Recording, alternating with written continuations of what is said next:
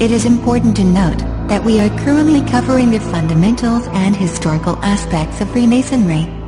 We will reach a more in-depth discussion about the craft at a later stage. This series hopes to cover all aspects about the subject matter, including but not limited to Freemasonry, the Kabbalah, black magic, the Illuminati, atheism, the Jinn, and Zionism, just to mention a few topics. I do hope that you will be patient and focused, to be able to see the bigger picture, that I hope to be able to illustrate towards the conclusion of the series. With God's blessings, let us continue.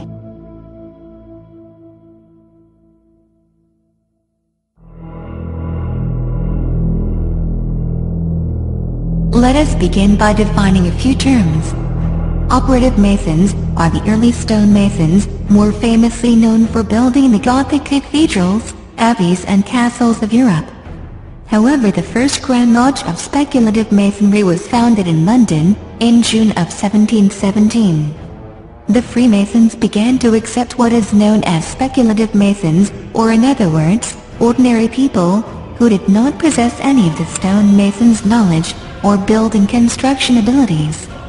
Outsiders, or non-Masons, are labeled as profanes by the Masons. The reason why Masons use such a condescending term for non-Masons is because they do not possess the knowledge the Masons do, simply put. And the star on his skin? Pinnacle. And its meaning? Pinnacle is a pagan religious icon. Devil worship.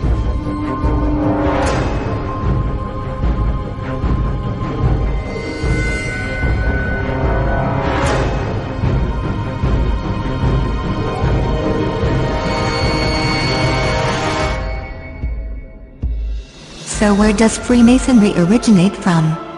In the Cook manuscript of 1410, one of the oldest known texts which deals with Freemasonry, we read that, at the time of the construction of the Temple of Solomon, begun by King David, Solomon employed 24,000 Masons, and Solomon confirmed the rights which his father David had bestowed upon the Masons.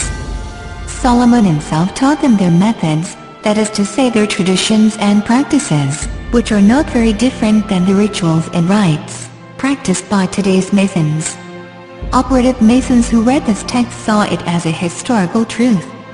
They believed that they were applying a craft which dated back to the time of King Solomon, and which he had codified. However, the date of the construction of King Solomon's temple has not always been the key date in the Freemasons' cosmology. This central role was once given to the Tower of Babel, the Regius manuscript, which predates the Cook manuscript by 20 years, cites King Nimrod, the builder of the famous Tower of Babel, as the first and most excellent master. He it was, and not King Solomon, who gave the Masons their first charge, or in other words, their first rites, rituals, and practices. Masonic text known as the Thistle manuscript of 1756, says that King Nimrod created the Masons, and gave them their signs and terms, so that they could distinguish themselves from other people, or the profanes.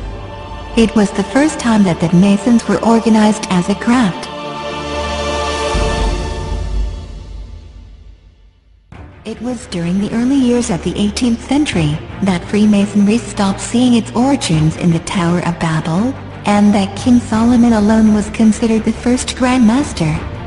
The 18th century Masonic texts shed light on the ideas and attitudes at the time of the shift from operative Masonry to speculative Masonry. These texts are called the early catechisms.